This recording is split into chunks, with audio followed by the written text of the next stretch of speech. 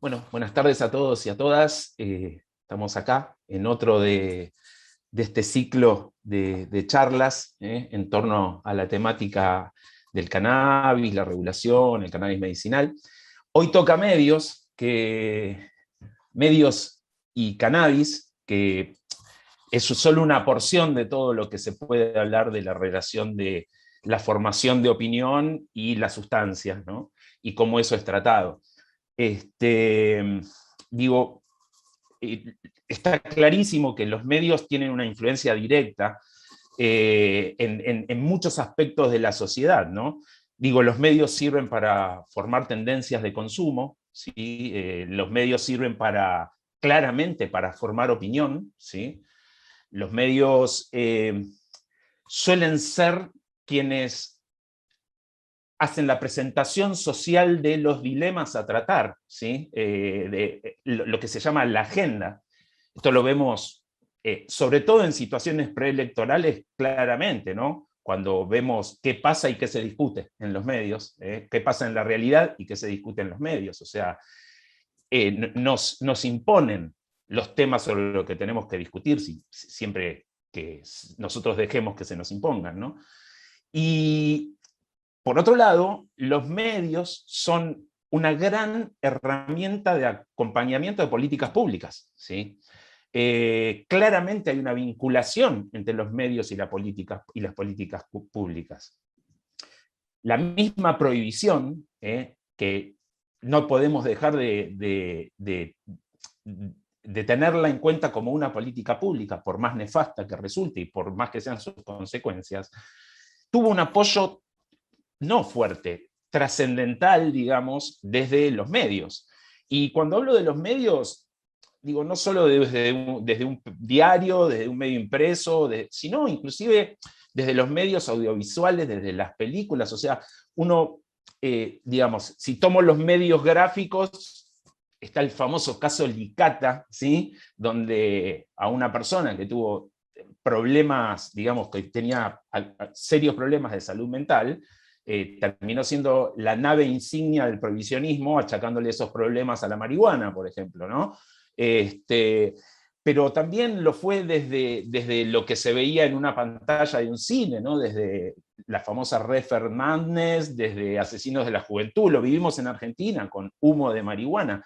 Digamos, pensar eso como algo que está separado de lo que está pasando en cuanto a una política o una determinada decisión respecto, en este caso, de sustancias, digamos, claramente es quedarse muy corto, ¿no?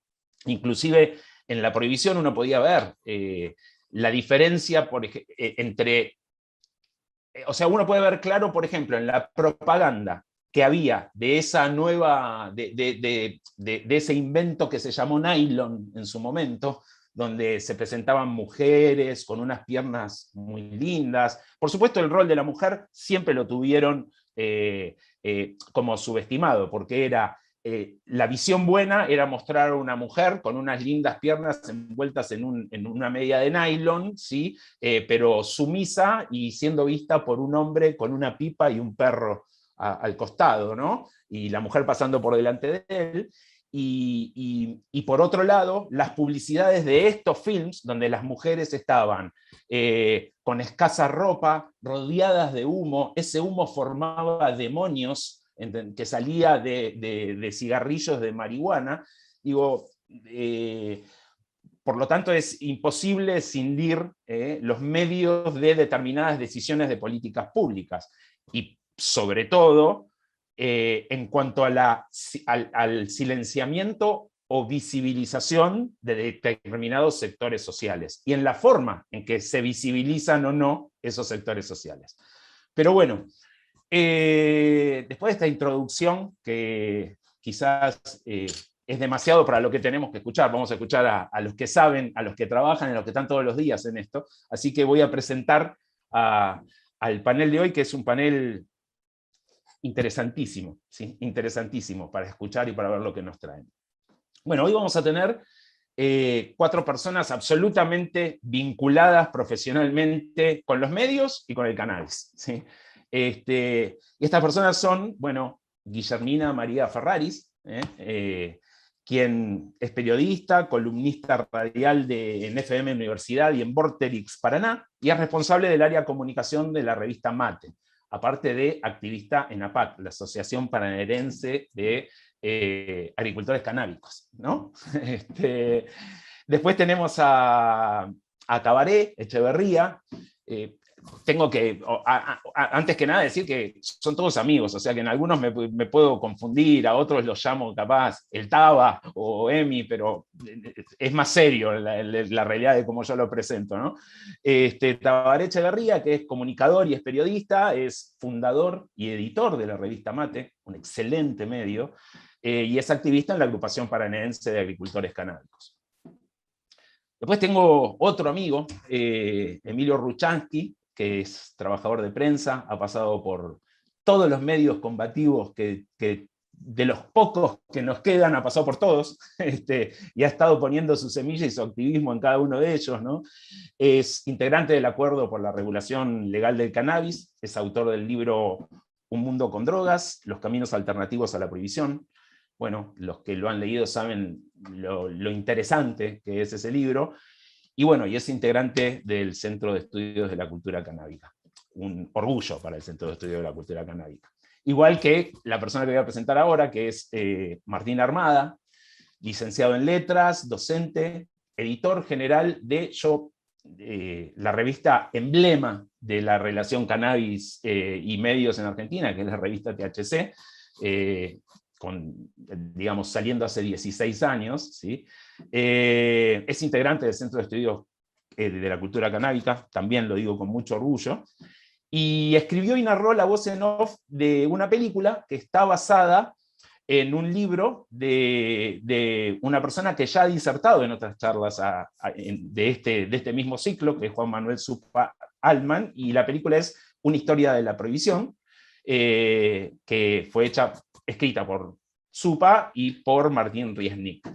Así que bueno, sin más preludios, los voy a dejar con el primero de los disertantes, que es Martín Armada. Martín, todo tuyo.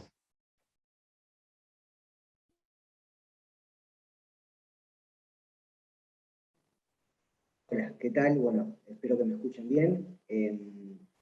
Bueno, primero agradecer a todos, a todas. Para mí es un placer estar aquí, por más que sea a la distancia, compartir este espacio con personas que además de conocer y considerar buena gente, los considero buenos profesionales, que me parece que es algo que en lo que respecta al tema que vamos a abordar hoy es central, ¿no? Es decir, el buen trabajo profesional, las buenas prácticas profesionales me parece que son, en cierto sentido, uno de los ejes del problema al que nos enfrentamos, ¿no? Como bien decía Luis, mencionaba algunas, llamemos, los productos culturales o piezas culturales, productos de la cultura masiva, como Reefer Madness, humo de marihuana, etc. Es interesante revisar un poco la genealogía, ¿no? Como bien dice Nietzsche, ¿no? la importancia de hacer una genealogía de la moral, entender de dónde viene la moral, cómo se construye esa moral. Me parece importante tener en cuenta un detalle que cuando toda esta historia que tiene que ver con la prohibición particularmente del cannabis, ya había algunas otras prohibiciones en danza, me refiero a sustancias psicoactivas, pero cuando comienza particularmente la prohibición del cannabis, y aparece un personaje como Harry Eislinger en escena, sería algo así como el creador de la DEA, para simplificar un poco el libreto, y crea su pequeño kiosco, por decirlo de algún modo, dentro del Estado, que es la FBN, antecesora de la DEA. La mayor parte de las personas que formaron parte de ese primer enclave prohibicionista eran todos, podríamos decir, burócratas desocupados que habían trabajado durante la prohibición del alcohol, y bueno, nada, tuvieron que reconstruirse, reinventarse, y se reinventaron a partir, obviamente, de hacer su oficio de burócratas prohibicionistas, que hicieron a partir del FBN, y lo interesante es que una de las primeras apuestas fuertes de la FBN, en cuanto a la destinación de su presupuesto, fue justamente invertir ese presupuesto en medios de comunicación masiva.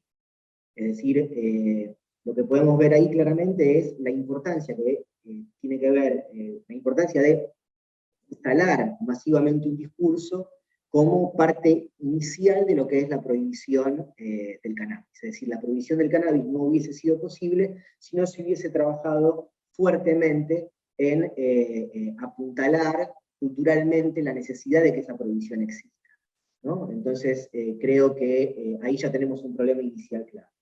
Después, yendo rápidamente, porque no quiero extenderme más allá de los 15 minutos, a lo que uno podría ver como un análisis del presente, ¿no? Decir, bueno, hago un golpe de timón fuerte, pero bueno, vamos a poner un poco de velocidad. Me parece interesante observar que ha habido como una suerte de evolución en los últimos años en la forma en la que se aborda el cannabis, especialmente en los medios tradicionales, que obviamente hay medios hegemónicos no tradicionales y hay medios no hegemónicos tradicionales.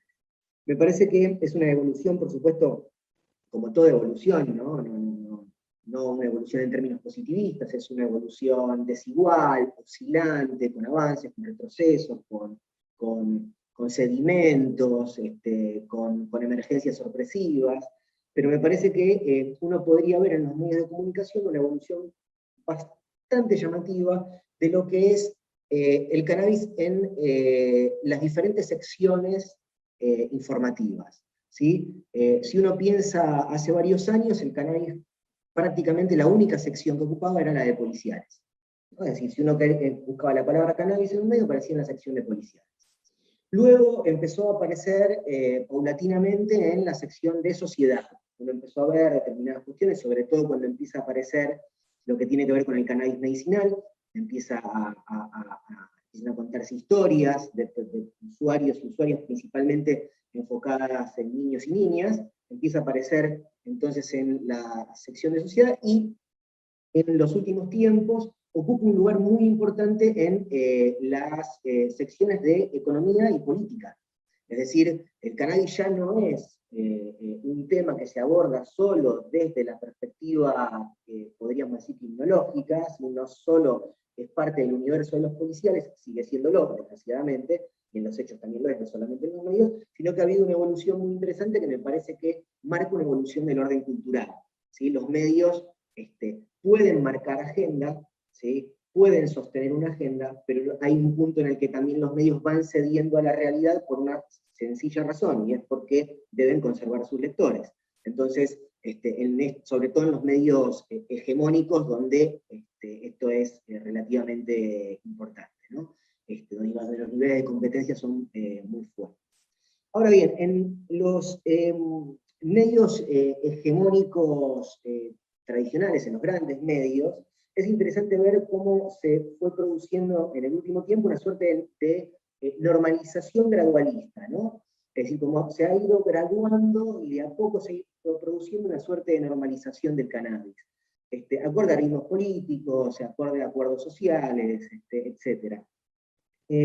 Y me parece que ahí hay tres puntos a tener en cuenta dentro de lo que es el tema cannabis, por llamarlo de algún modo, que es el cannabis medicinal por un lado, el cannabis o la industria canábica por otro, y finalmente lo que tiene que ver con el uso adulto del cannabis, lo que muchas personas llaman uso recreativo.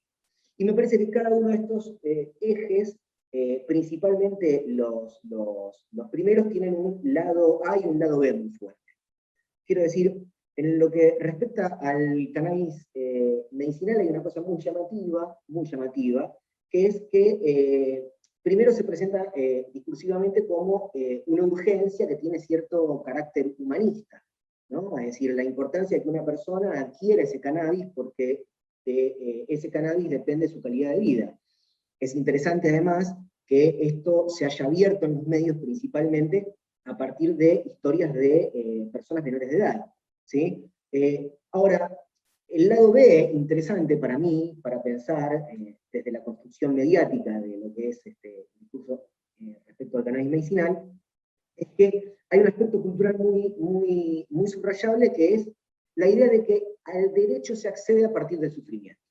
Es decir, algo que tiene algo, digamos, una raigambre cultural, podríamos decir judeocristiana, si se quiere, ¿sí? Que en los medios se ve reflejado perfectamente. En cuanto al cannabis industrial, ¿sí? O a la industria del cannabis, aparece como una realidad económica, el lado A, ¿no? El lado visible, es una realidad económica que es importante empezar a considerar. Por supuesto, es una realidad económica que es muy importante empezar a tener en cuenta. Ahora, lo que para mí en términos culturales, ahí también es interesante ver por qué ese discurso puede avanzar, y en un sentido puede avanzar porque culturalmente estamos en una cultura que no cuestiona ciertas lógicas de producción. Es decir, no se cuestiona, por ejemplo, la posibilidad de que el cannabis empiece a formar parte de un libre mercado. Digo, me parece interesante ver esos lados B, ¿no? Y que de alguna manera son los que refuerzan la aparición de ese discurso, mucho más allá de lo que tiene que ver con los derechos de las personas en sí. Finalmente, creo que está el punto, digamos, crítico de esa agenda, es el uso adulto del cannabis, que claramente o no aparece, o si aparece ligado a un tabú, y si no aparece ligado a un tabú, perdón, directamente está vinculado a la impugnación o a la criminalización. Es decir, el uso adulto del cannabis no tiene, ¿sí? En los medios hegemónicos tradicionales ningún lugar donde se refleje, ¿sí? De una manera que no sea negativa.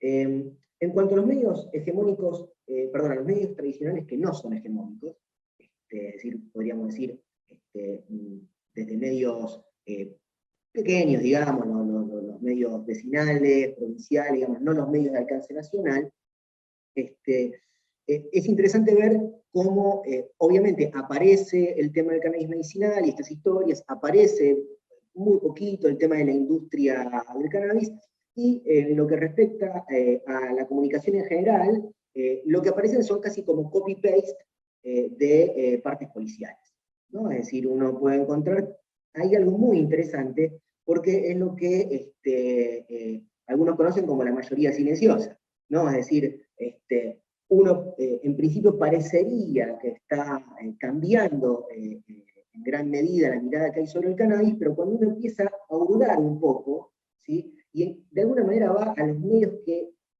no sé si inciden, pero que sí están en consonancia con un sentido común muy arraigado, el cannabis sigue siendo visto, en líneas generales, como se veía hace 20 o 30 años. ¿Sí? Es decir, en ese sentido, yo diría que hay que tener mucho cuidado respecto a esas suerte de presunciones que uno puede sacar a partir de los grandes medios de tirada nacional. Cuando empieza a hurgar un poco, se encuentra con otras realidades que también son importantes tener en cuenta, sobre todo si uno trabaja en un medio especializado, o si uno trabaja además de un medio especializado que considera que la realidad de algún modo debe ser modificada.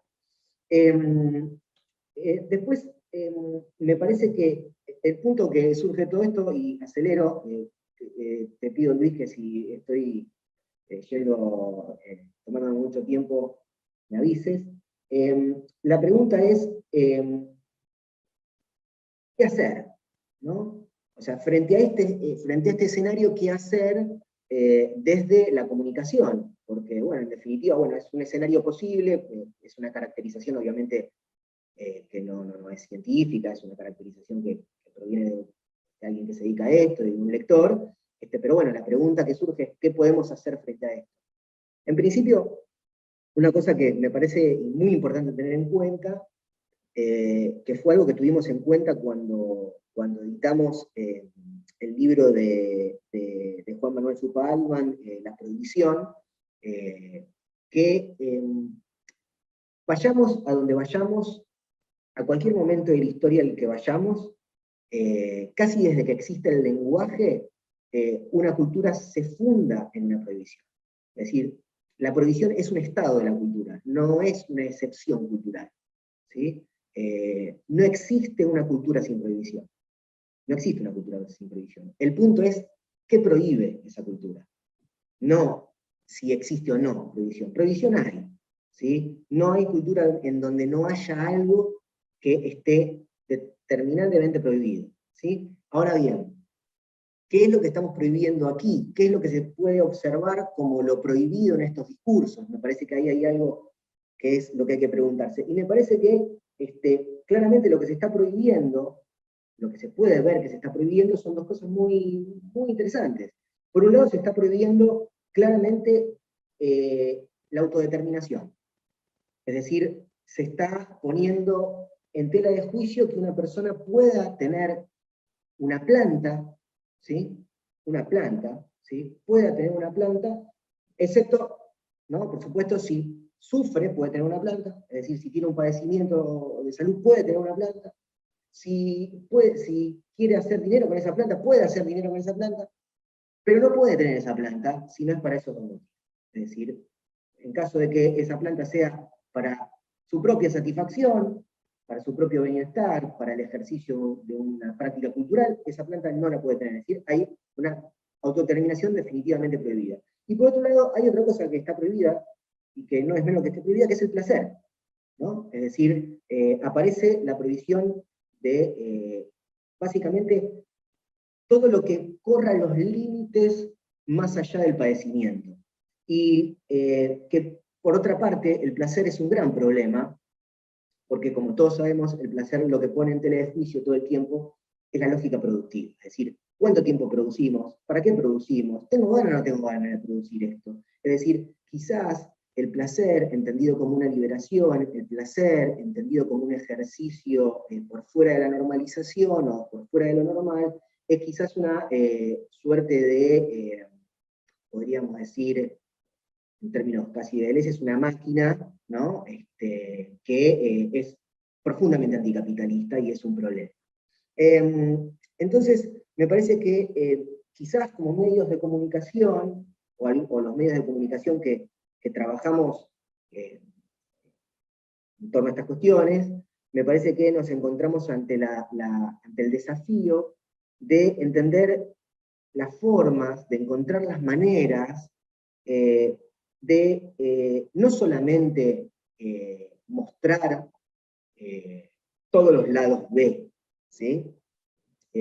Y humanizar todas estas estadísticas con las que a veces nos encontramos, ¿no? Las estadísticas de detenidos, etcétera, que son alarmantes, sino que me parece que también hay que, atacando la base del problema, en términos culturales, me parece que el desafío es mostrar la autodeterminación y el placer como aportes a la sociedad. Es decir, que el placer, el ejercicio del placer y el ejercicio de la autodeterminación construyen una mejor sociedad. Es decir, correr de alguna manera el velo y el tabú sobre esos dos grandes pilares sobre los que se asienta la prohibición en la que vivimos.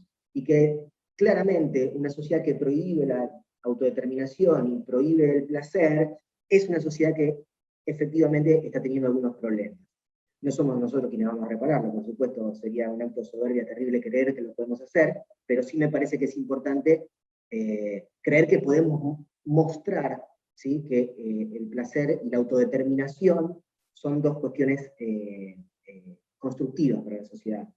Y en concreto, digo, si, cuando hablamos de determinación hablamos de autocultivo, o hablamos de cultivo de tu propia planta, me parece que ahí hay cosas muy objetivas, es decir, por un lado, el autocultivo es la mejor herramienta de combate al narcotráfico, está absolutamente demostrado, es decir, la persona que tiene su planta en su casa no va y compra cannabis en un mercado ilegal, eso es matemática pura, es un sentido común.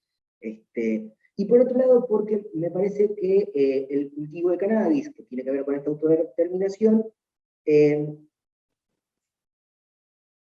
cuestiona otra cosa, que es una lógica económica dominante, que es lo que yo quiero y lo que a mí me hace bien, tengo que ir a comprarlo a otro lado. Tiene que ser un producto que yo adquiero en un mercado, ¿sí? Y me parece que esa es también uno de los grandes aportes que hace tan peligrosa esta autodeterminación. Sin entrar, por supuesto, en ningún tipo de lógica conspiranoica ni nada por el estilo. Digo, me parece que tiene algunos visos de objetividad. Por otra parte, el placer también, ya no en un sentido abstracto, sino porque el placer mejora la calidad de vida. Si una persona que en su vida siente placer, tiene una mejor vida. Y me parece que es algo del orden de lo evidente, ¿no? Una persona que vive sin poder ejercitar o hacer un ejercicio de su placer, claramente es una persona que no tiene una vida muy satisfactoria. Y más allá de eso, que tanto nos preocupa objetivamente, si realmente la calidad de vida de las personas, el ejercicio de ese placer, y particularmente del placer canábico, por decirlo de algún modo, también le permite a muchísimas personas, el uso, para el ejercicio de ese placer, el uso de una planta que es mucho menos dañina que el tabaco o el alcohol, ¿sí? Entonces ahí hay otro aspecto objetivo, que es casi un aspecto sanitario del placer, o del ejercicio de ese placer.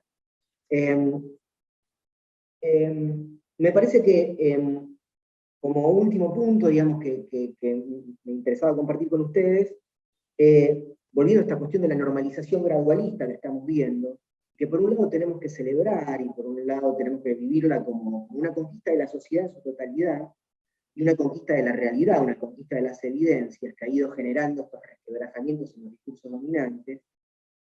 Me parece también que hay que hacerse una pregunta, y es si tenemos que ir hacia una normalización total, si es realmente el objetivo que buscamos, ir hacia una normalización total. ¿Qué quiero decir con esto? ¿Qué vamos a abrazar como normalidad? ¿Qué tipo de normalidad queremos? ¿Qué tipo de normalidad tratamos de construir desde los medios que hacemos? ¿No? Y me parece que es importante que de alguna forma el cannabis nos permita, ¿sí?, o funcione como excusa para que como medios de comunicación nos permitamos seguir de alguna manera cuestionando la normalidad. Un mundo normal es un mundo que puede tornarse muy peligroso, ¿sí? Entonces me parece que es algo importante, más allá de que la existencia de un mercado legal de cannabis no es el diablo, ni lo son de manera total los medios tradicionales. Es decir, no hay que caer en pensamientos esencialistas, sino críticos. Y por último, y les juro que es lo último, me parece también que tenemos que pensar que incluso en el mejor escenario para el cannabis, que sería una regulación, ¿no? Es decir, llegamos a una regulación integral. Ok, todo el mundo puede cultivar, el que no quiere cultivar puede comprar el cannabis en una farmacia, o lo puede comprar en un dispensario si es usuario adulto y no medicinal, puede haber un club de cultivo, puede haber un cultivo colectivo, etc. Vamos a suponer la mejor regulación, la mejor de todas. El punto es que quizás el cannabis termine siendo una excepción dentro de un esquema prohibicionista. Y eso es un problema. Porque estaríamos nuevamente fetichizando la situación, es decir, no pensando en la gente, sino en la cosa que tenemos fetichizada. Es decir, el cannabis está bien, todo lo demás está mal, ¿sí? Y me parece que más allá de las discusiones puntuales, me parece una importante discusión de fondo, porque de alguna manera lo que se nos demuestra, lo que se despliega en torno al tipo de sociedad prohibicionista en la que estamos, es que nuestras discusiones van a seguir siendo, incluso cuando el cannabis se regule, van a seguir siendo contra el puritanismo, ¿sí? Contra el puritanismo y contra un nuevo actor, si se quiere, no tan nuevo, pero nuevo en relación al puritanismo, que es la práctica indiscriminada del libre mercado. Me parece que ahí tenemos dos cuestiones sobre las que, independientemente de llegar a un escenario regulatorio, vamos a tener que seguir como medios de comunicación, como ciudadanos, como personas, como seres humanos, estando atentos. Eso es todo.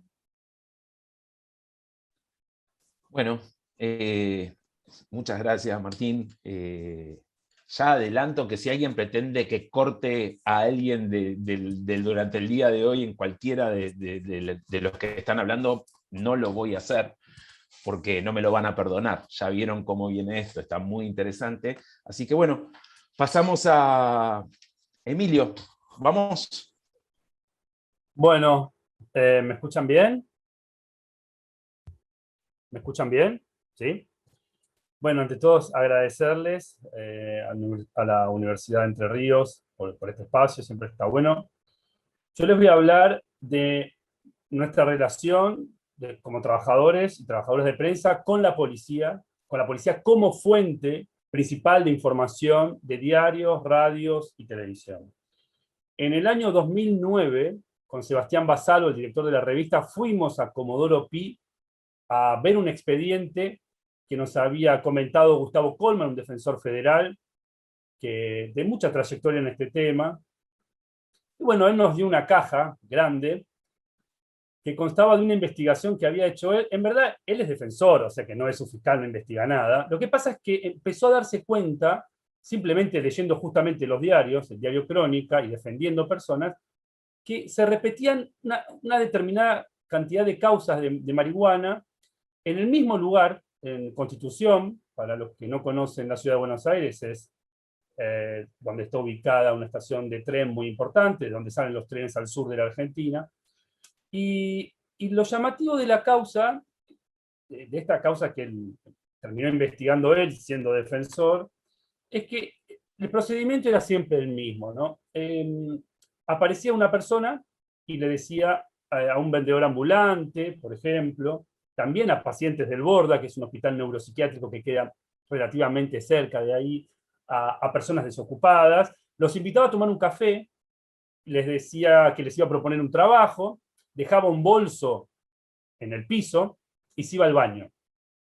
Y él, al ratito, caía la policía y le preguntaba, bueno, ¿qué está haciendo usted acá? Estoy tomando un café, me ofrecieron un trabajo, ¿qué hay en el bolso? No sé, no es mío el bolso. A ver, revisaban el bolso y que había marihuana. Prensada, ¿no? Marihuana prensada en ese momento era, y todavía sigue siendo hoy, lo que predomina, marihuana prensada traída del Paraguay. La cuestión es que rápidamente estos casos salían en el diario Crónica, y lo que descubre este defensor es que este mecanismo, esta picadora de carne, porque esto pasaba todo el tiempo, y él me mostró las notas que salían en Crónica, era una forma en que los agentes de la comisaría de Constitución lograban ascensos dentro de su trabajo. Es decir, plantaban marihuana, iban a Crónica, salían Crónica, se lo mostraban al jefe y así iban ascendiendo. Esto quiero comentarlo porque durante estos años, y esto salió en la revista THC, fuimos con Sebastián Basalo, con el director de la revista, fue la tapa del número 17, en 2009, en los primeros años de la revista, una tapa que decía basta. Ahí mostramos otros casos donde se plantaban también cocaína, en un caso para violar a una mujer, después de la salida de un partido de fútbol. Y con los años uno va leyendo expedientes y va viendo que la marihuana, por ejemplo, tiene muchos usos para la policía, y el problema que tenemos los y las trabajadores de prensa es que nosotros recibimos la información y la publicamos todo el tiempo. Entonces, por ejemplo, nos traen un allanamiento y nosotros vamos y publicamos tantas toneladas de... Después no sabemos, digamos, si cayó... Generalmente cae el transportista muchas veces, ¿no? el camionero. Y esto lo hemos visto también en casos por ahí más actuales en Salta, donde la propia organización criminal le pone un abogado al camionero y no deja que tenga defensa pública y lo dejan tirado ahí, ¿no? Este es uno de los usos que vemos. Hace poco tiempo yo trabajo en la televisión pública, nos pidieron hacer un móvil hace algunos años, desde un cementerio donde iban a incinerar marihuana. Estábamos parados arriba de la marihuana literalmente estábamos parados, pusimos en la cámara, el trípode de la cámara arriba de la marihuana, en la zona de incineración de este cementerio.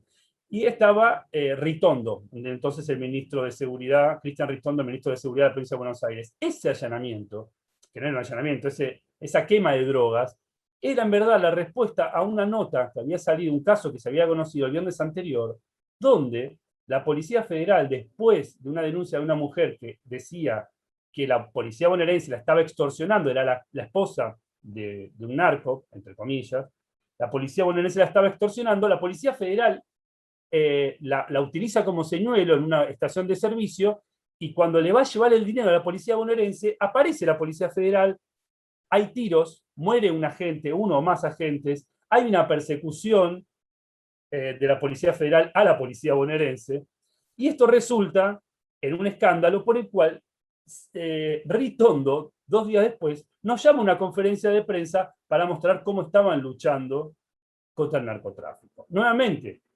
eran ladrillos, que andás a ver de cuándo eran, por supuesto, pero esta idea digamos, de quemar y de mostrar, y estábamos todos los canales de televisión ahí. También me ha pasado de ir a puestas en escena muy divertidas con Patricia Bullrich en la montada de la Policía Federal, que es un espacio muy grande en la ciudad de Buenos Aires, donde descubrí y conocí por primera vez a las personas que hacen la escenografía. Es decir, personas que van con un piolín, como ustedes lo escuchan, va uno de una punta, va otro de la otra, y acomodan los ladrillos, en ese caso creo que eran de cocaína, para que queden equidistantes entre sí. Después estacionan las camionetas decomisadas detrás, y charlando con un pibe joven, me decía, bueno, sí, yo me dedico a esto. Hago la puesta en escena de los decomisos, etc. Y estaba todo tan bien organizado, que pasó algo muy, muy, muy divertido, que el propio juez, el juez federal de Lomas de Zamora, me parece, agarró uno de los ladrillos y lo blandió, pensando que era falso. Insisto con esto. Estos montajes, estas notas de prensa, los periodistas, las periodistas, no nos preguntamos cómo surgió el allanamiento, a quién realmente detuvieron, y como me ha pasado también en otras causas, muchas veces la policía, y esto lo dice Matilde Bruera, la defensora federal hoy jubilada que llevó la causa Arriola a la Corte Suprema de Justicia de la Nación, la policía regula el narcotráfico a través del Poder Judicial. Y yo diría, con el respaldo de los medios de comunicación. ¿Por qué? Porque la policía va a llevar a una persona que por ahí ya está quemada, que no puede vender más, pero no va a llevar a la persona que protege. La policía puede llegar a plantarle drogas a una persona que sabe que vende, pero que no tiene drogas en su casa, obviamente, porque es un capo, le va a plantar drogas porque ya no le sirve más o porque quiere favorecer a la competencia. Y ahí estamos. El Poder Judicial, por un lado, procesando eso sin preguntar nada, y los medios de comunicación publicándolo sin preguntar nada. Y yo creo que en este punto también está, y es muy importante, la causa Leones Blancos. Leones Blancos es una de las causas en las que muchos medios tuvieron que salir a aclarar lo que había pasado años después. Es una causa que hoy se descubre que un fiscal de la provincia de Buenos Aires ha noticiado de que unos traficantes peruanos exigían para venderle a unos traficantes colombianos dólares, los colombianos tenían euros, ha noticiado de que en una financiera del centro de la ciudad de Buenos Aires tenían que comprar $1.000.000 en un día, siguen a esos traficantes, después los pierden, y después los vuelven a encontrar, siguen un movimiento de la cocaína, en este caso era 1 tonelada de cocaína, detienen al camionero, se roban la mitad de la carga, media tonelada de cocaína, entre 4 departamentos de narcóticos de la provincia de Buenos Aires, más el fiscal, que es Escapolán, llaman a los medios de comunicación, arman todo, encontramos media tonelada, fantástico, esto sale en todos lados, el operativo León Blanco, después van a la quinta donde vivían estos colombianos, arman el show, y la media tonelada que se roban, primero la guardan en un local que tenía un policía bonaerense, que abajo tenía un pelotero, imagínense, para niños, y arriba guardaban un oficial que también, ahora les voy a contar algunos trabajitos que se hacen desde la policía, algunas técnicas, digamos, pero esa media tonelada que todos los medios salieron a decir, bueno, gran operativo, narcotraficantes colombianos, la otra media tonelada termina en Mar del Plata, donde la policía se la da a un dealer que vende para ellos y distribuye en la costa. Y después a vos te detienen en la costa por tener 2 porros, ¿no? Mientras ellos son los que te proveen la cocaína en el verano. ¿Qué es, digamos, cuál es la función del periodismo acá? Bueno, la función del periodismo es justamente cubrir este tipo de cosas, este tipo de artimañas de la policía, sin preguntar, por supuesto, nunca, digamos. Ni en Leones Blancos, ni en un operativo que hace poco, esto me pasó, tengo que reconocerlo. Hubo un operativo muy extraño que presentó Patricia Bullrich de una cocaína que iba a ir a Rusia, ¿se acuerdan en el Mundial de Rusia que habían encontrado que la cambiaron por harina? Raro. Entonces se contactó un periodista ruso a través de una asociación de políticas de drogas, me llamó, hablamos, me dijo, bueno, yo quiero saber qué es esto. Entonces yo le dije, bueno, llamé al Ministerio de Seguridad, a los voceros de Patricia Bullrich, insisto, trabajando en el canal público, íbamos a cubrir todos los allanamientos y decomisos de Patricia Bullrich. Y lo puse en contacto, nunca le dieron la información. Porque eso también es probable que haya sido una venta de humo. Esto pasa todo el tiempo, y yo creo que lo complejo de la situación es que nosotros no solamente no mostramos los intereses policiales porque no los conocemos,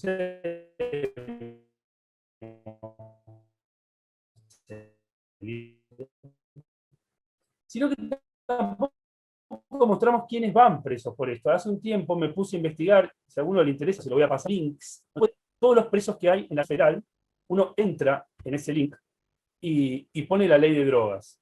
¿Sí? Pones 23737. Y ahí te va saltando, creo que tengo mala conexión. Ahora, ¿me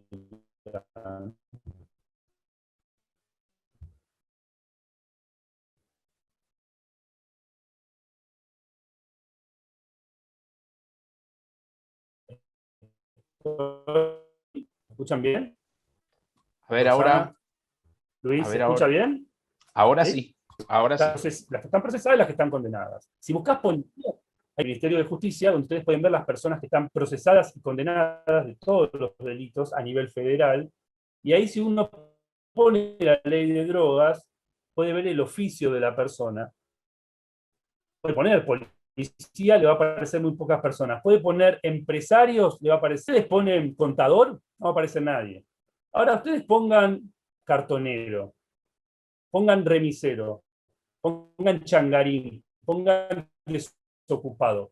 Esa es toda la gente que está presa. Nadie va a ver eso. Y evidentemente estos eslabones que están hoy presos son, digamos, gente invisible y gente reemplazable. Incluso, y esto me pasó la semana pasada se conoció un fallo muy interesante que Página 12 publicó, algo chiquito, de que un fiscal, Miguel Palazani, de Neuquén, que fue titular de la Procubin, la Procuraduría Especializada en Violencia Institucional, desistió de enjuiciar a una mula que quería pasar en Mendoza. Ustedes saben que Zapala tiene todos los pasos fronterizos de la cordillera, digamos, la cabecera judicial de Zapala. Él desiste de acusarla, ella llevaba 2,4 kilos cocaína en una bombacha que había armado ella, desiste de acusarla, también gracias a la tarea del defensor Nicolás García Long, hay que decirlo, ahí hubo un buen trabajo de los dos. Esto salió muy chiquitito, y en verdad lo llamé a Nicolás García Long y me decía, es tremendo, porque ella no es la excepción, ella es la regla. Casi todas las mujeres que tenemos presas en Argentina son víctimas, no son delincuentes. La mayoría de las mujeres que están presas por drogas están por pavadas. Creo que me he extendido un poco de más y solamente quiero cerrar con algo, y para darle un poco de pie también a Guillermina y a Tabaré, con algo que hace poco también investigué, el año pasado, que es la desfederalización de la ley de narcomenudeo en Entre Ríos. Y pasa exactamente lo mismo. Y me lo dijo un fiscal, justamente un fiscal de Paraná. Me dijo, ¿sabes por qué hay tantas detenciones de consumidores? ¿Y por qué después salen en los medios y hacen todo este baile de, tenía marihuana, tenía frasquito, la mermelada? Porque a partir de la desfederalización, que fueron 10 años para poder poner la desfederalización en Entre Ríos, porque no se pasaba el dinero, por ejemplo, en La Rioja, en algunas provincias, que como no venían los dineros, bueno, pero pasa que políticamente garpa la guerra del narco. Entonces, lo que me decía es, si detienen tantos consumidores y van tanto a la prensa, es porque hay que sostener todas las divisiones de toxicomanía que se abrieron en Entre Ríos, porque esos son puestos de trabajo para la policía. Entonces, la única manera de que pueda sobrevivir esta desfederalización es salir en los medios diciendo que hicimos operativos deteniendo consumidores y mirá el fenómeno que hay de consumo y de venta de drogas para poder sostener esto. Que es un poco lo que hablaba Martín Armada al principio. Cuando se acaba la prohibición del alcohol, hay que sostener todo ese cuerpo de inspectores de la FBN, y la manera de sostenerlo es ilegalizar el canal, ¿no? Generar más perejil. Entonces, solo para darles este pantallazo, nosotros como periodistas, como trabajadores de prensa, somos en buena parte responsables de todo lo que está pasando, porque nosotros ayudamos a que la policía siga regulando ilegalmente el mercado, no voy a decir de cannabis, de prensado paraguayo, porque somos realmente responsables, y lo digo porque convivo con mis colegas de otros canales, de otros diarios, he trabajado también, y somos responsables, y todo el tiempo estamos publicando este tipo de operativos, de payasadas y de mentiras, sin saberlo. Después pasa lo que pasó con Leones Blanco, que bueno, resulta que el fiscal se había afanado media tonelada y nosotros estábamos ahí con el móvil en vivo en la Panamericana mostrando el gran decomiso de otra media tonelada, ¿no? Que es triste, digamos, porque al fin y al cabo ayudamos a encubrir a este personaje Capolán, que ni siquiera está detenido, porque tiene fueros. Fíjense, no, vamos, alguien que se afana, se roba media tonelada y la revende, ni siquiera está preso. Digo, más allá de que uno apoya que tengan fueros los funcionarias del Ministerio Público, sea de la Defensa o de la Fiscalía, o los jueces. Bueno, lo dejo acá, después seguiremos con las preguntas, y quiero escuchar a Guillermina Tabaré, que son dos colegas que queremos mucho. Bien, bueno, gracias, Emi. Ya, ¿para cuándo el libro con todos estos casos? Que va a estar re interesante. Bueno, vamos a escuchar a Guillermina y a Tabaré, que van a cerrar esta parte de charlas, y después abriremos a las preguntas si es que las hay. ¿Sí? Chicos, todo de ustedes. Bueno, muchas gracias Luis, Emi también, muchas gracias por el pase. La verdad que es un honor para nosotros estar acá en esta mesa con referentes como ustedes, de los que venimos aprendiendo un montón, y bueno, es nuestro horizonte un poco también. La THC realmente ha sido una referencia para nosotros. Así que bueno, primero vamos a contarles un poco de la mate. Y después vamos a entrarle de lleno a toda esa parte que mencionaba Emi, para poder dar cuenta también de lo que es el abordaje acá en Entre Ríos.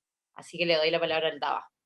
Bueno, buenas tardes a todos. La verdad que, como dice la Guille, es un gusto estar acá, estar en un espacio de la universidad pública que ha cobijado a esta revista, y que realmente esta revista surgió al calor de la universidad pública, porque surgió allá en 2017 pensado como un espacio por y para estudiantes que tenía como máxima alejarse un poco de la solemnidad y abrazar la independencia, y poder decir cosas que por ahí circulaban por los pasillos de la facultad, pero que no terminaban reflejados en ningún lado.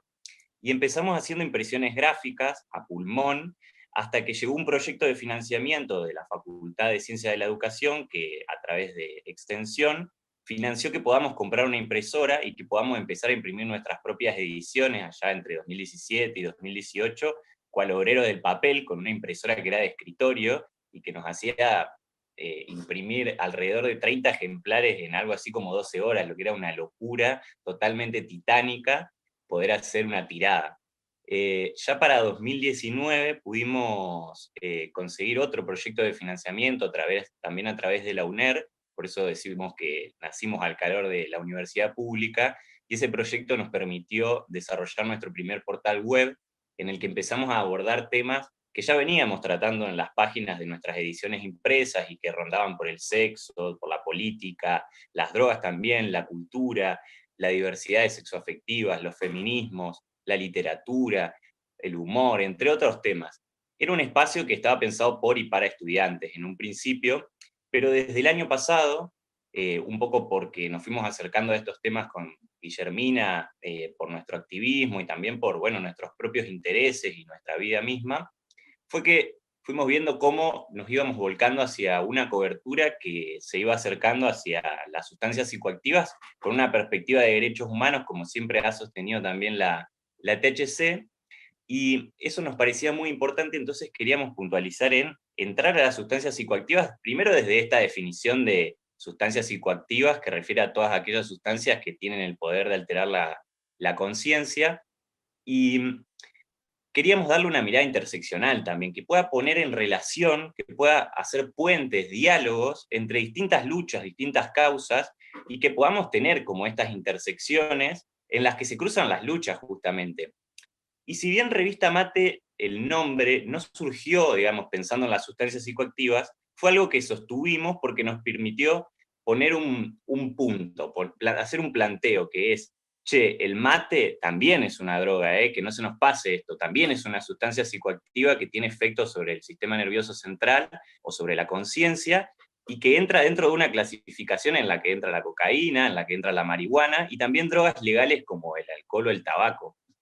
Entonces, esto nos permite marcar la hipocresía del prohibicionismo y también mostrar que es una cuestión meramente cultural e histórica, porque incluso la yerba mate misma estuvo prohibida hace más de 400 años en Buenos Aires, y hay un ejemplo muy característico, creo, de cómo han sido las políticas de drogas y su represión misma, que es que hace 400 años estaba prohibido el comercio y el transporte, y los españoles, cuando eran encontrados haciendo este delito, tenían que pagar una multa de 100 pesos, pero si eran indígenas quienes cometían este delito, recibían 100 azotes. Y acá retomo algo que escuché una vez de Luis, que es, a menor escala social, mayor represión. Y esto se viene reflejando no solo con el tema de sustancias psicoactivas, sino con, bueno, otros temas en sí. Bueno, y acá le dejo a la compa. Bueno, y con toda esta introducción, para que se den una idea de las bases de la mate, básicamente, vengo yo a contarles un poco nuestra manera de trabajar, o cuáles son nuestras premisas y las premisas de las que partimos para la praxis en la que nos basamos. Lo primero que pensamos fue, bueno, tener en cuenta que el mundo está transitando justamente está virando a una dirección distinta de la que se está manejando, no solo por evidenciar justamente las consecuencias negativas que está teniendo la guerra contra las drogas y el sistema prohibicionista en general como estructura, sino también para demostrar que existen modelos distintos, que existen alternativas, que están dando muchos resultados positivos, estas experiencias, por ejemplo, todas las que menciona el libro de Emilio, y que hay todo un movimiento social comprometido con este cambio que viene acompañando y por los cuales se vienen generando los cambios, ¿no? Sabemos que siempre los cambios sociales son los que impulsan los cambios en las leyes, entonces, bueno, nos parecía que estaba bueno tener en cuenta todo esto y tener en cuenta que la mayoría de los medios no reflejan esto, esta realidad, diríamos, este cambio cultural que se viene dando, y que tampoco había muchos medios que se dirigieran directamente a los usuarios de sustancias. Y acá, bueno, me parece súper importante también aclarar que nos cuesta mucho despegarnos de las demás sustancias, porque justamente entendemos eso, que no podemos enarbolar solamente una, como es el cannabis, si bien acá estamos hablando alrededor de esa planta, también entendemos que justamente usuarios de sustancias va a haber siempre, y que la gente va a hacer uso de la sustancia más allá de que exista la prohibición. Entonces decíamos, ¿cómo puede ser que no haya más medios dirigiéndose directamente y hablándole a esos usuarios, sean problemáticos o no? Porque ahí también entra toda una cuestión en juego, de decir, bueno, sí, algunos medios le hablan al usuario, pero suelen hablar solo del porcentaje de usuarios problemáticos. Y hay una estadística súper importante sobre la que también nos paramos, que ha sido muy invisibilizada, y que proviene de la ONU, del Informe Mundial de Drogas de la ONU, que es una institución que tiene toda una historia y pisa fuerte desde la mirada prohibicionista también, pero incluso el informe que ellos generaron pudo demostrar que del universo total de usuarios, el 90% no eran, o aproximadamente, ¿no? El 90% no eran usuarios problemáticos. Entonces ahí también está puesta nuestra mirada en decir, bueno, hablemosle a todos esos otros usuarios que no son problemáticos para que justamente puedan llevar adelante la práctica del consumo de sustancias de manera responsable. Por otro lado, tenemos como ciertos pilares que son los que guían nuestra práctica, y es el objetivo o el horizonte de poder abordar desde el paradigma de la complejidad el fenómeno de las drogas, ¿no? Sin universalizar, atendiendo a las particularidades, y creemos que el camino es básicamente la honestidad, desde la que no se ha hablado mucho, mostrando la evidencia científica, mostrando los datos que existen al respecto, mostrando las historias de vida de las personas que han sido justamente criminalizadas o que han sido afectadas por la guerra contra las drogas, y desde una ética y un compromiso social, fundamentalmente. También pensamos que estaba bueno mencionar que lo tratamos de hacer desde una clave latinoamericana, es decir, situando los relatos y enmarcándolos en las particularidades de cada territorio, ¿no? Atendiendo justamente a las singularidades que tiene nuestro territorio latinoamericano, y creando vínculos y diálogos con las comunidades ancestrales, ¿no? Las comunidades originarias, teniendo siempre presente que va a haber un diálogo entre las comunidades ancestrales y la ciencia moderna, pero no dejando de lado justamente esto que la mirada etnocentrista ha querido soterrar, ¿no? Todos los saberes originarios y ancestrales y las cosmovisiones que también nos ha negado el Occidente muchas veces. La información y los datos también tratamos de darlos de manera bien contextualizada, esto que hablaba recién, si vamos a brindar un dato sobre consumo problemático, contextualizar en cuál es el universo de consumidores problemáticos, ¿no? Invisibilizando todo este otro porcentaje que no lo es, por dar un ejemplo. También, por ejemplo, dar cuenta del quiebre que se ha venido dando de un tiempo a esta parte entre, o repensar en realidad el quiebre que se ha dado entre el cuerpo y la mente, ¿no? Desde el paradigma médico hegemónico, por ejemplo, y sin dejar de lado dando lugar a esas otras cosmovisiones e indagando en la particularidad de los fenómenos sociales, dándole voz a los protagonistas de esos fenómenos culturales. La otra pata fundamental que tenemos, como decía hoy, es el hecho de reconocer el paradigma de reducción de riesgos y daños como algo inevitable a lo que estamos yendo y algo que vamos a tener que reforzar desde nuestro lugar en los medios, justamente brindándole al usuario la información para poder reducir riesgos y daños cuando hace uso de una sustancia. Y bueno, la cuestión fundamental de las fuentes, que también venía mencionando Martín y Emi, de poder dar lugar a fuentes extraoficiales, ¿no? Que la fuente no sea necesariamente la policía, sino justamente las organizaciones sociales, los activistas, los usuarios afectados, y fuentes diversificadas, ¿no? Después vamos a hablar más de nuestros contenidos, pero también tratamos de incluir un par de fuentes, como tratar de mirar siempre las dos campanas. Y por último, ahora en esta partecita, buscamos enmarcarnos también en una perspectiva pedagógica para ir deconstruyendo paulatinamente esta estigmatización que la tenemos tan arraigada, y para poder brindarle también a los usuarios las herramientas técnicas para poder apropiarse de estos discursos y dar los debates en sus propios espacios, porque bueno, tratándose justamente de cuestiones ilegales, hay mucho tecnicismo y hay mucho que, bueno, buscamos ahí tratar de volverlo totalmente accesible, que sea un lenguaje claro, directo y accesible para que todos puedan entenderlo. Bueno, no, y lo último que, perdón, pero me lo pasé y es re importante, que para generar esta mirada interseccional que nosotros buscamos, que es la que es la clave, creemos, para buscar esto que decía Martín, el cambio de la realidad. La mirada interseccional es básicamente tener que necesariamente cruzar las luchas, ¿no? Esto de cruzar las causas de género, las ambientales en un sentido de sustentabilidad, las causas de diversidad, los derechos humanos, y bueno, por supuesto todo lo que hace al movimiento por el cambio en las políticas de drogas.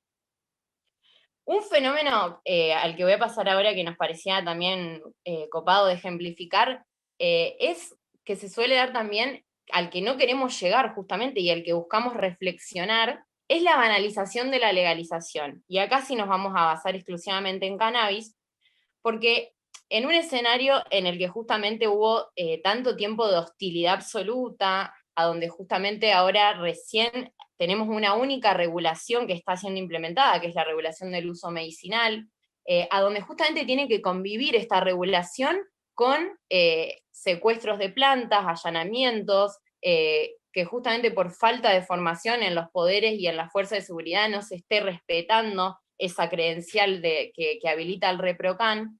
En todo ese escenario tan oscuro, es entendible que justamente predomine una actitud celebratoria o entusiasta por parte de los medios a la hora de comunicar estos primeros pasos que viene dando la Argentina en materia de legalidad, pero creemos que esto no justifica justamente el no reflexionar sobre los riesgos que puede conllevar esta actitud celebratoria.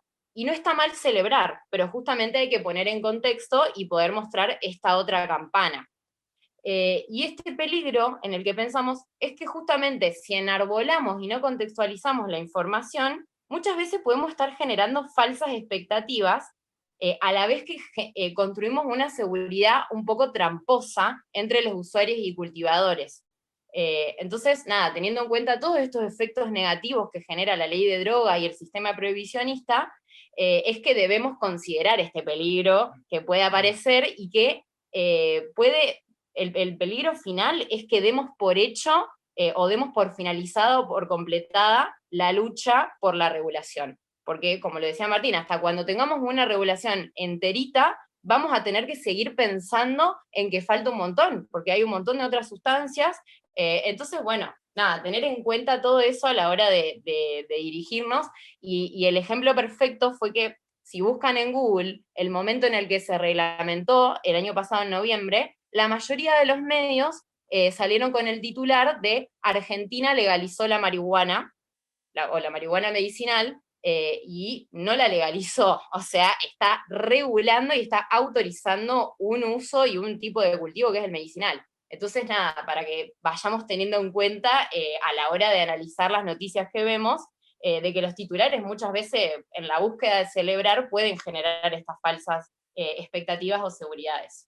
Exacto. Y bueno, y un poco para puntualizar sobre cómo es las características de este abordaje hoy de los medios tradicionales o hegemónicos del tema de cannabis, es muy loco ver cómo se está dando como una especie de mirada bifronte de los medios que parece dividir de alguna forma al cannabis por un lado y la marihuana por el otro.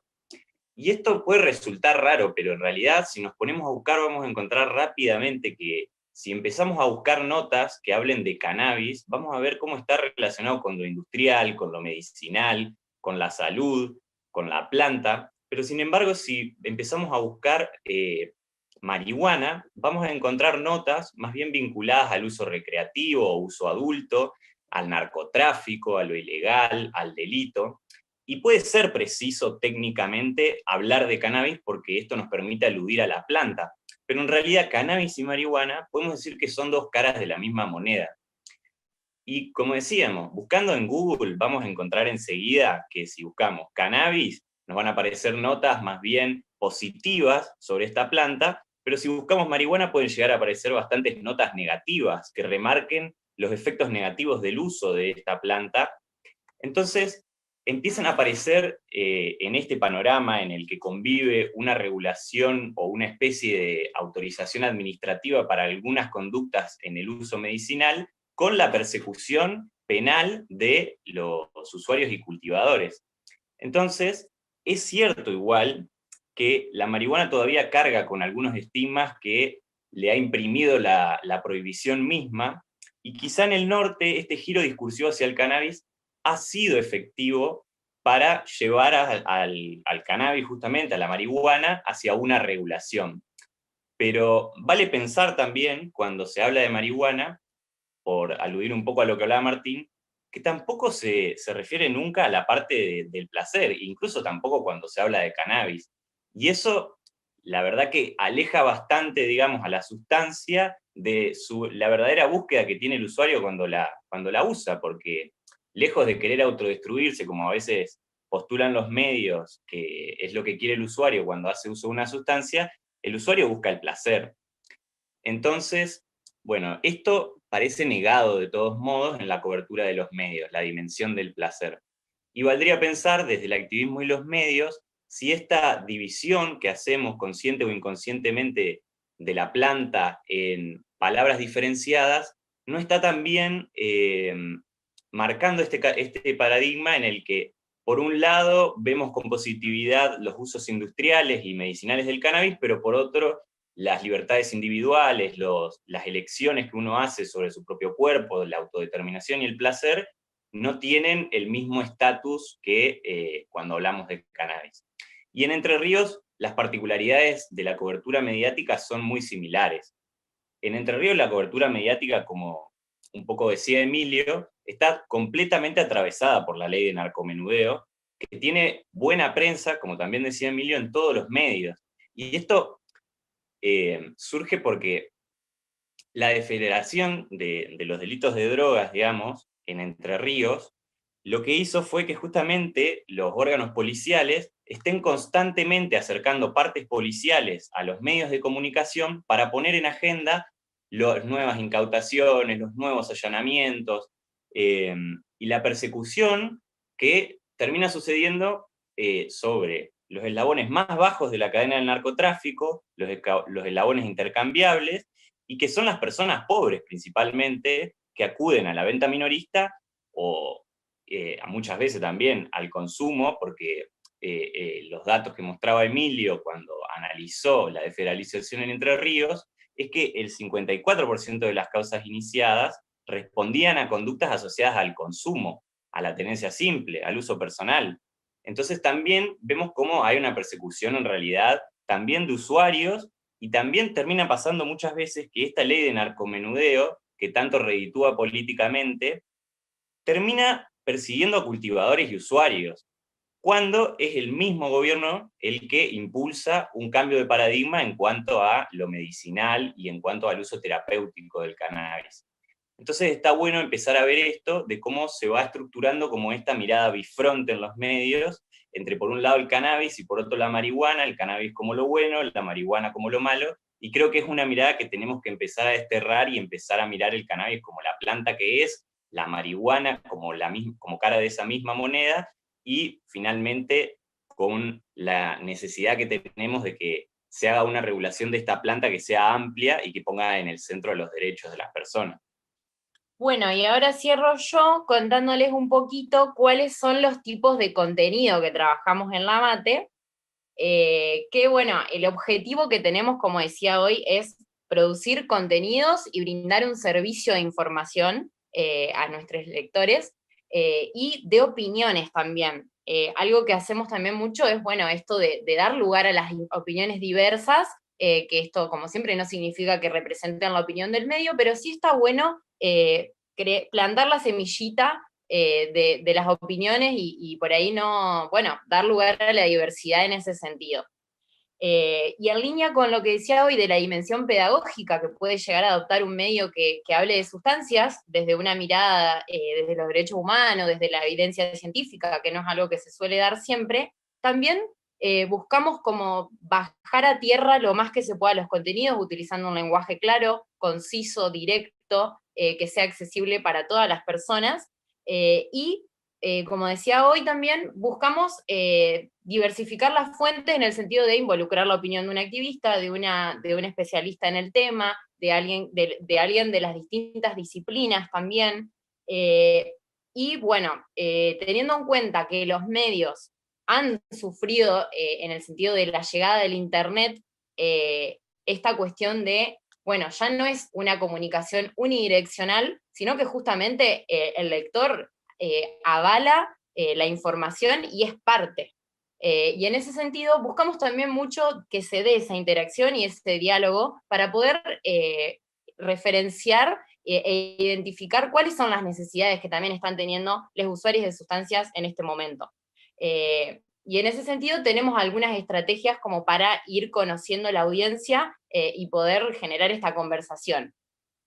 Uno de los contenidos que tenemos es un boletín mensual que enviamos todos los meses, que se llama el Boletín Clave, al que les invito a suscribirse si quieren, que lo que hacemos es básicamente brindar joyitas del internet, les decimos nosotros, que son, qué sé yo, en distintos formatos, puede ser audiovisual, podcast, escrito, y bueno, herramientas que sirven justamente como disparador o catalizador de ciertas reflexiones, o que es información imperdible, que puede ser justamente, bueno, puede generar o cierto tipo de reflexiones en nuestros lectores.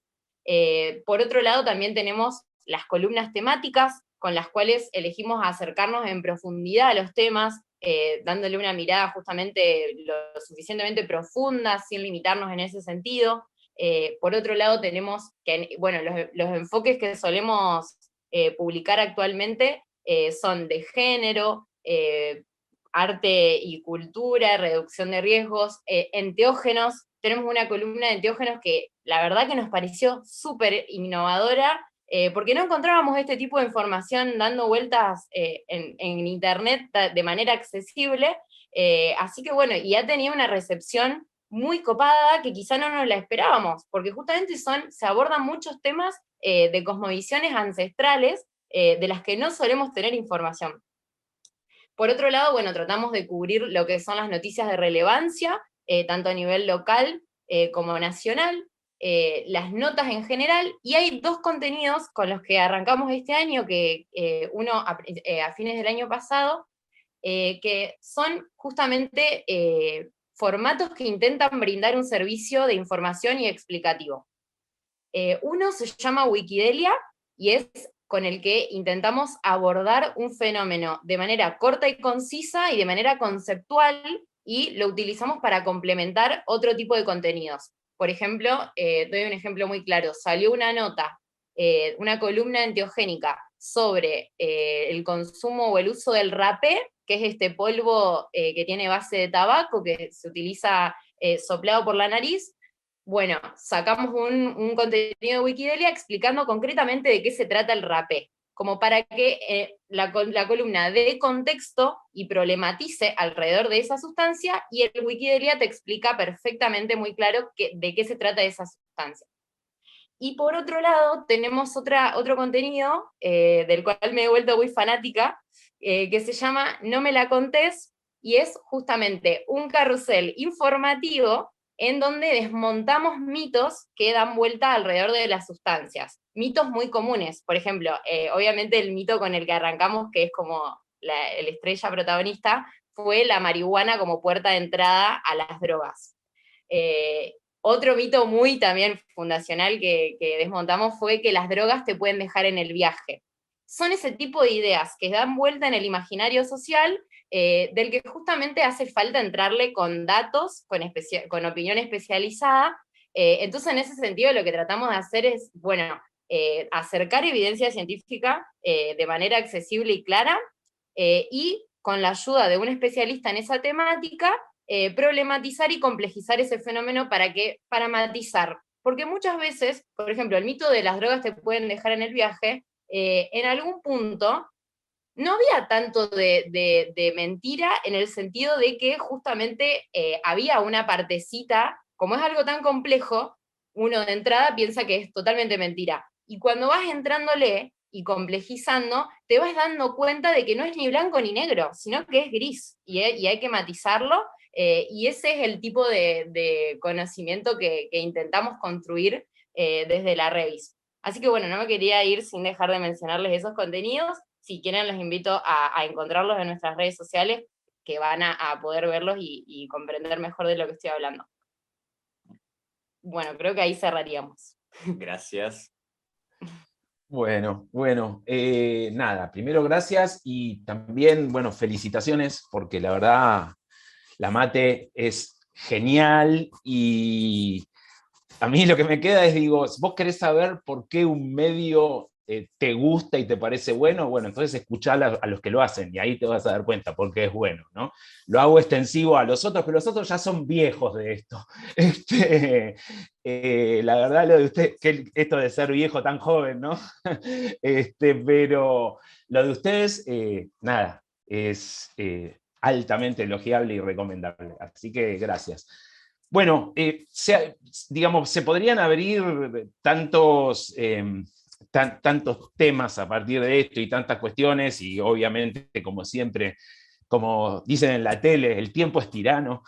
Así que vamos a tratar de recoger algunas de las preguntas que hay, vamos a tratar de por lo menos un par mechar y nada, y de cerrar con una rondita de preguntas. Yo acá tengo, a ver, tengo una que es para Emilio y supongo que extensible a los demás, pero que bueno, Emi, con esta podrías dar toda una charla entera. Entonces lo que digo es, vamos a tratar de cerrar un poquito esto. Piden tu opinión sobre el tratamiento en medios de cuestiones de usos problemáticos, famosos, salud mental, ¿sí? Básicamente lo que me ponen es Chano, ¿sí? Pero digo, sé que es mucho más que Chano esto, así que nada, te dejo a la que contestes. Bueno, primero referir que hay una guía de la Defensoría del Público sobre consumos problemáticos en la que participé. La guía está bien para mí.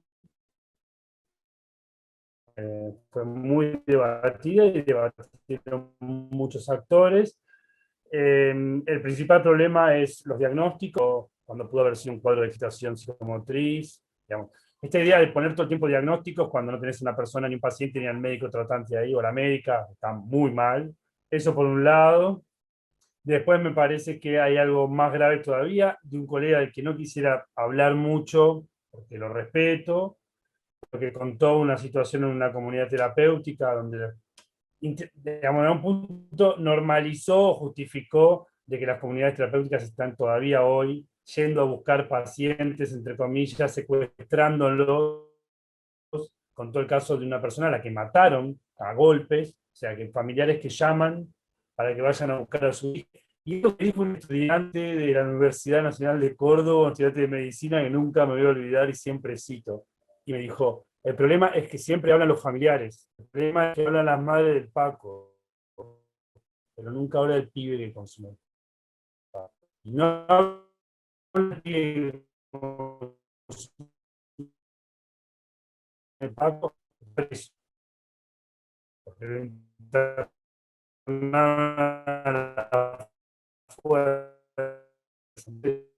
quiero escuchar, no quiero escuchar ni a la madre, ni a los psiquiatras, ni quiero escuchar a los usuarios, a los problemas, porque eso, la etimología de esto no es. Se está escuchando mal, Emi, hay algún problema de conexión, me parece, ¿eh?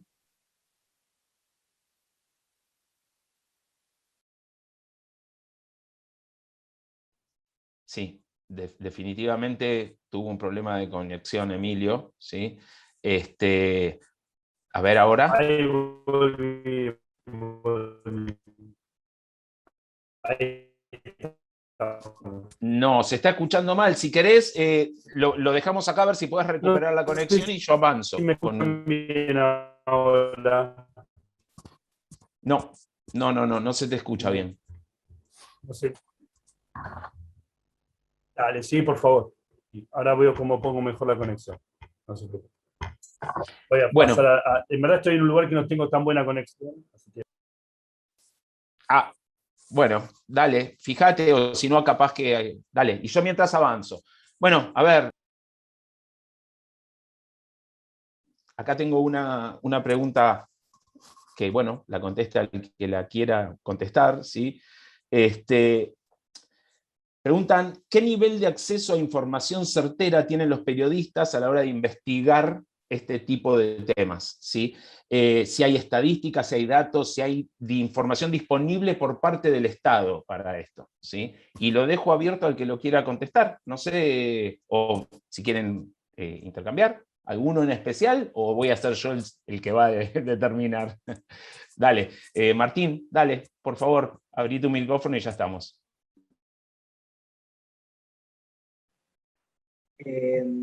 A ver, creo que todos tenemos una experiencia en esto, Janina, Tabaré, Emilio. En general, uno de los principales problemas, bueno, está esa famosa frase que dice que en una guerra la primera víctima es la información. y bueno, en la guerra contra las drogas no debería por qué ser una excepción. De hecho, diría, una regla.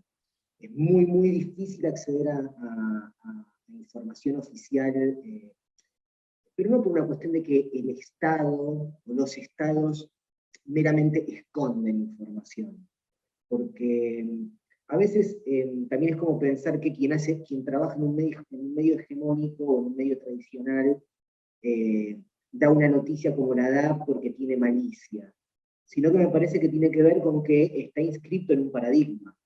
Lo mismo me parece que ocurre con la forma en la que el Estado produce información respecto a ciertos temas, o digamos los estados, ¿no? Porque hay muchos estados. Y creo que en realidad responde más a eso, ¿no? Responde más a el lugar desde el que se busca construir información, que está, básicamente es una danza que empieza con un mal paso, ¿no? Entonces, el resultado en general es información sesgada, es información imprecisa. No quiero decir que no haya información malintencionada, porque también la hay, pero me parece que es importante entender que a veces uno se enfrenta a algo más complejo que las voluntades humanas o que los posicionamientos de las personas, sino que se enfrenta a todo un entramado cultural que hace que alguien que produce información la produzca en una determinada dirección, y bajo un determinado sentido común. Y también es interesante que no solamente es complejo el acceso a información oficial, sino que hasta no hace mucho tiempo era muy complejo el acceso a la información directa. Es decir, por ejemplo, si había un caso con alguna detención o con algún allanamiento, cuando intentábamos cubrir ese caso era muy difícil muchas veces que, primero, llegar a la persona, y segundo, una vez llegados al contacto, que la persona quisiese hablar, ¿sí?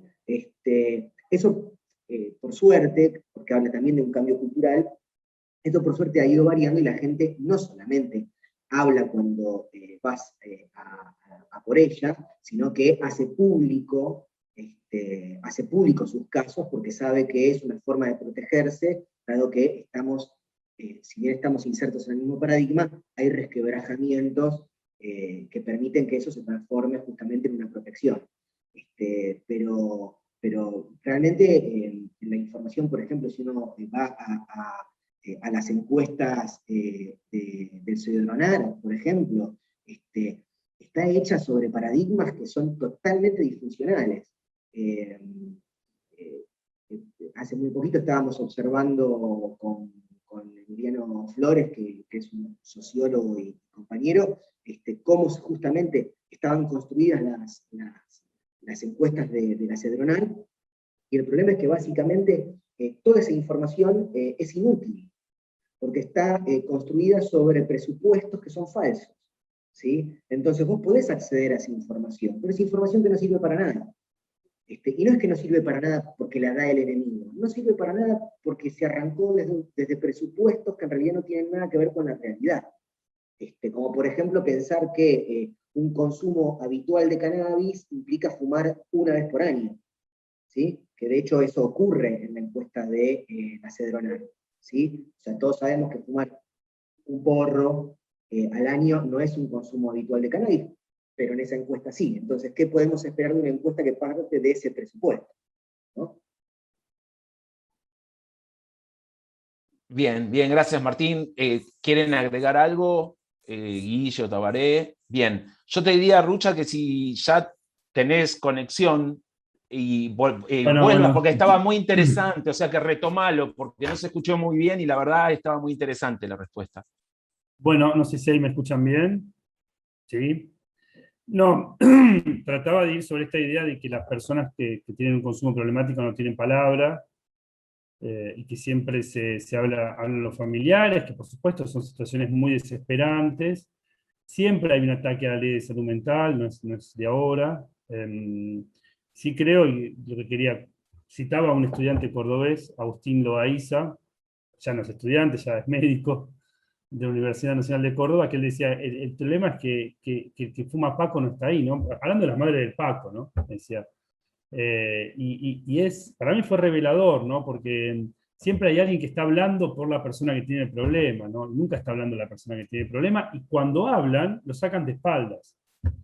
Entonces, la criminalización es un problema porque limita el acceso a la salud. Entonces, nos quedamos con la consecuencia, con el resultado, con el show, con lo que le pasó a Chano, pero la realidad es que las personas llegan ahí, a ese estado muchas veces por la falta de acceso al sistema de salud, por la estigmatización, por la criminalización, etc.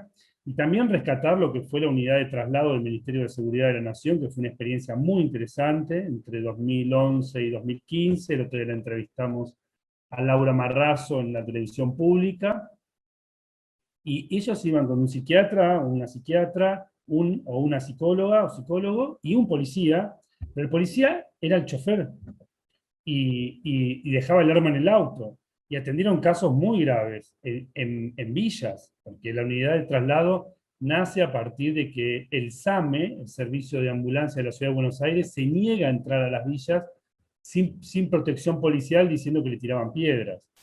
Y así nace esta unidad que va a lugares más picantes, si se quiere, que nunca tuvieron un problema con el barrio, lo cual también desmonta toda esta idea de que la villa es violenta, etc. Sí tuvieron gente con cuchillo en la mano, como pudo haber sido el Chano, pero hay otras formas de trabajar estos temas, y un policía a punta de pistola no es una de ellas. Entonces creo que estamos otra vez con esta idea de Chocobar, ¿no? Era su vida o la mía, etc. Y la real situación es que no tendría que haber habido un policía armado en ese lugar, incluso si tenía un arma.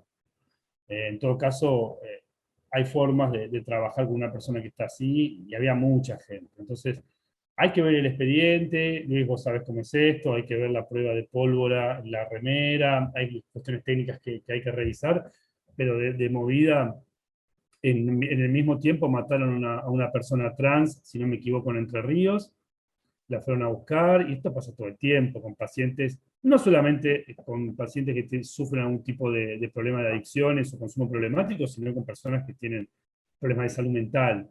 El problema es que Chano es Chano y el resto no son nadie, pero sí, el problema mediático, el principal problema mediático, como decía al principio, poner diagnósticos, justificar lo injustificable, un policía armado, cuando vas a entrar un paciente. ¿Y por qué se llega a esto, ¿no? ¿Por qué, digamos, cuánto tiene que ver la criminalización? Y esto no lo digo yo, esto lo dijo la Organización de los Estados Americanos en un informe de 2013, el problema de las drogas en las Américas, que siempre recomiendo, porque es un buen informe, es un gran informe, con sus límites, donde se dice que sin despenalización no hay estrategia en salud. Hay que descriminalizar la salud. Entonces, siempre digo lo mismo, y quiero poner también a una jurista italiana que me gusta mucho, que ella, ya me voy a acordar el nombre, pero ella hablaba de los movimientos punitivistas en Italia, infantiles, que también se puede hablar sobre el feminismo en el mismo sentido, ¿no? Ir con los carteles de un violador. Hablemos del patriarcado. No me traigas un violador, un hombre violento. A mí no me interesa el caso del hombre violento, a mí me interesa el patriarcado, porque la violencia es el patriarcado, que es invisible. Como si uno no ve lo estructural, no ve el sistema, te quedás con el cartelito de este tipo es un violento. Por supuesto, está bien que se haga lo que vos quieras, pero dejás de ver el sistema. Vos hablás de Chano, que tenía un cuchillo, pero vos no hablás de por qué la ley de salud mental tiene que tener el 10% del presupuesto en salud y nunca llegó a tener más del 2%. ¿Por qué no hay casas de medio camino? ¿Por qué no hay centros de día? Entonces, hay un problema estructural. La ley de salud mental es muy buena. El problema es que no se cumple presupuestariamente, nunca se cumplió.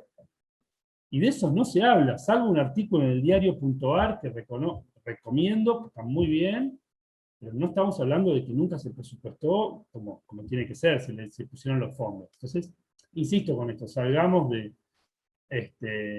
caso micro, salgamos de Chano y veamos que Chano no te tape el bosque, ¿no? Veamos los problemas estructurales y sistémicos. Ya me voy a acordar de esta jurista italiana, les pido disculpas por un bolonqui de nombres, pero ya me lo voy a acordar. Bien, acá preguntan si Tamar Pich o Silvia Federici. ¿Tamar Pich? Tamar Pich. Lo pregunta Victoria Bacapaunero, obviamente, bueno, ¿no? sí. Que... Perdón, si quieren traficar, yo puedo traficar alguna cosita si la editorial ad hoc, digo, voy a terminar un día tirado en una zanja por traficar libros. Así se los voy a decir. Sí, No por sí, otra, sí. ni siquiera por temas policiales. Voy a terminar porque me va a agarrar una editorial y me va a decir, vos escaneaste y traficaste el libro, voy a terminar así. Lo sé. Sí, sí, sí. Es como vos decís, ¿no?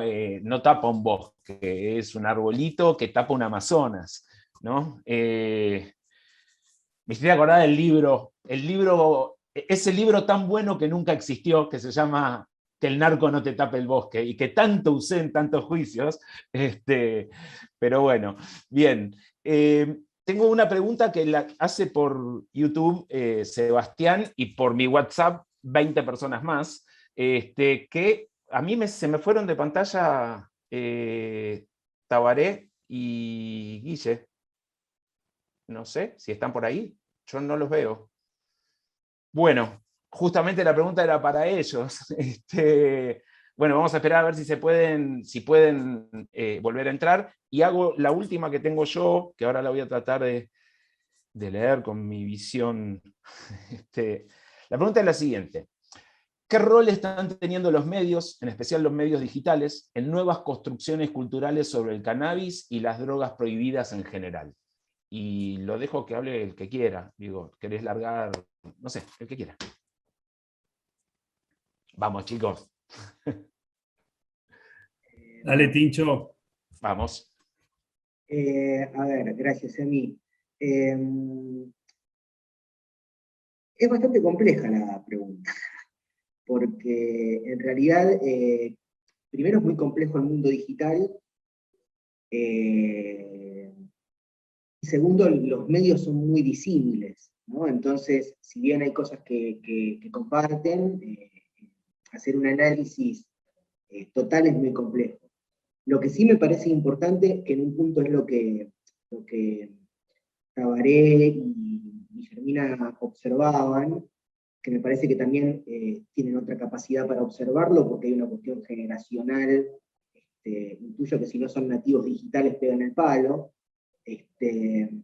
pero que tiene que ver con, en principio, la presencia del lector y las lectoras, ¿no? Es decir, hay otro tipo de relación entre el medio y quienes leen ese medio.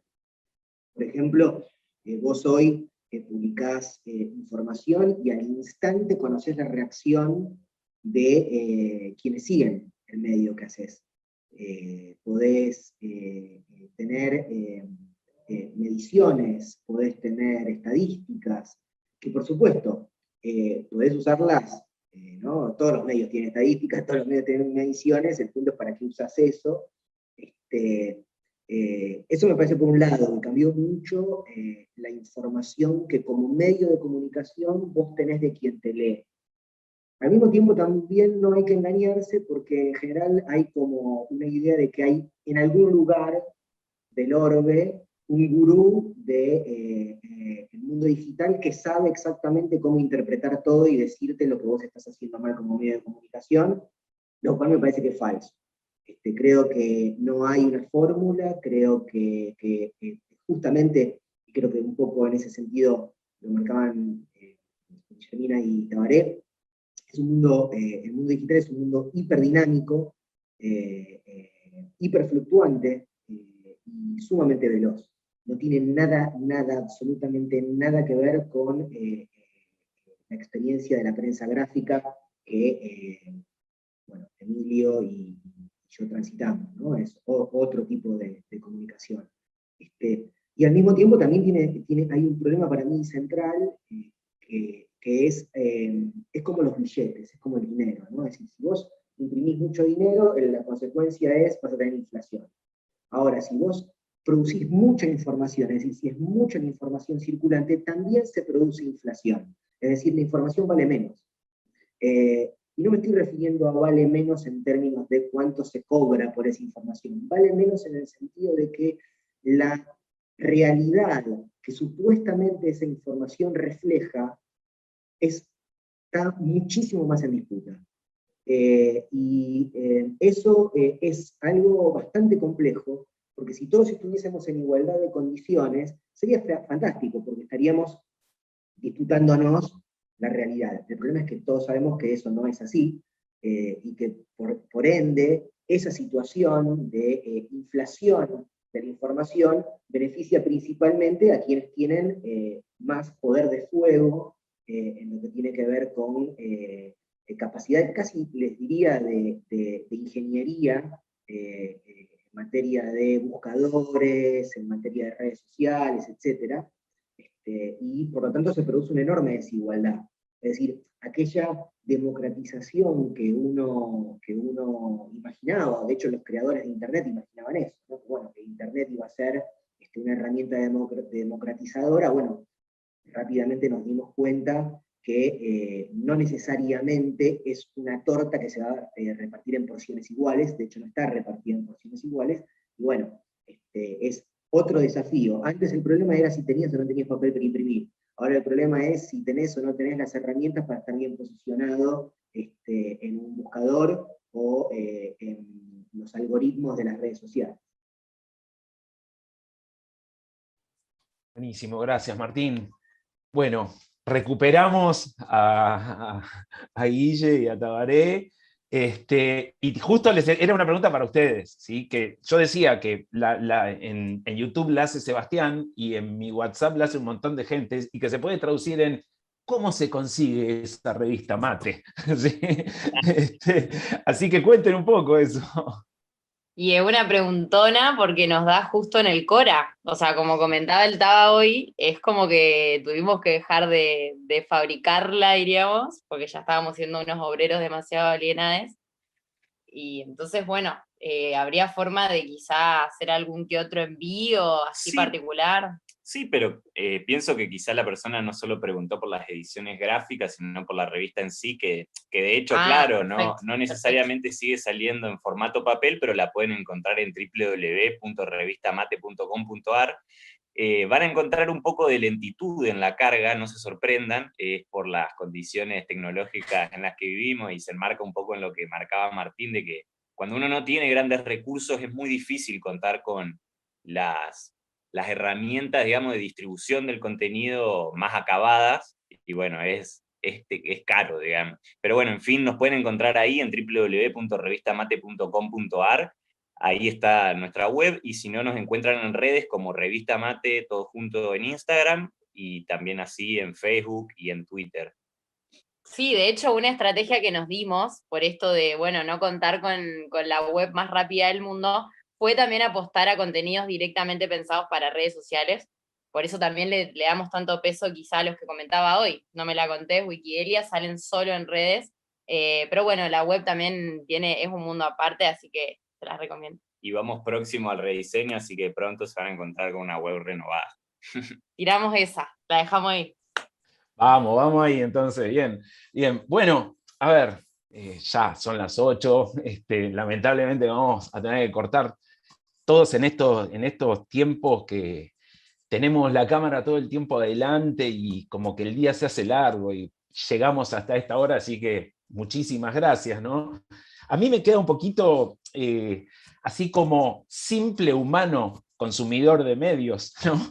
Que no estoy de ese lado, estoy de y los consumo, digo, y frente a tanto bombardeo distinto, porque digo, yo puedo leer la Mate o puedo leer la THC, sé quiénes son, comparto la idea, pero después hay un montón de medios que me entran por todos lados todos los días, y que como me entran a mí, le entran un montón, digo, y que tranquilamente te podés tragar un sapo, porque uno no, miles, te podés tragar un pantano lleno de sapos. Entonces,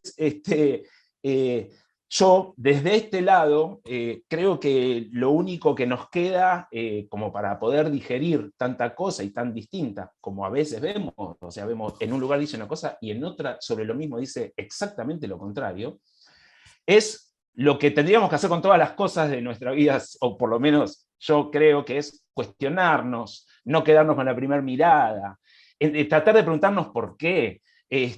¿Por qué hoy aparece esta quema de toneladas de cocaína justo 2 días después de esto? Empezar a entender algo que yo aprendí desde afuera, pero de estar cerca de la gente que está con esto, empezar a entender que normalmente en los medios se plasman grandes operaciones, ¿sí? Atrás de cosas. Entonces, nada, agudizar esa crítica constante, que aparte es la crítica que uno tiene que tener consigo mismo, ¿no?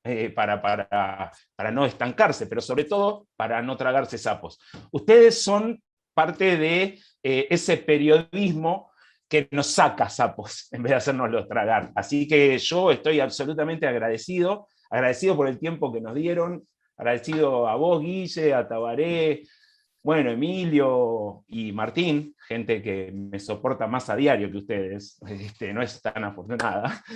Y bueno, con respecto a la gente que nos siguió, también agradecerles que se hayan quedado hasta esta hora y decirles que, bueno, en breve vamos a estar anunciando el próximo encuentro, que va a ser puramente de activismo, que va a estar buenísimo, donde va a estar la gente de Entre Ríos y va a haber otras personas invitadas y seguramente va a estar moderando, y se está enterando en este acto, la querida Victoria Vaca Paunero junto con Roxana.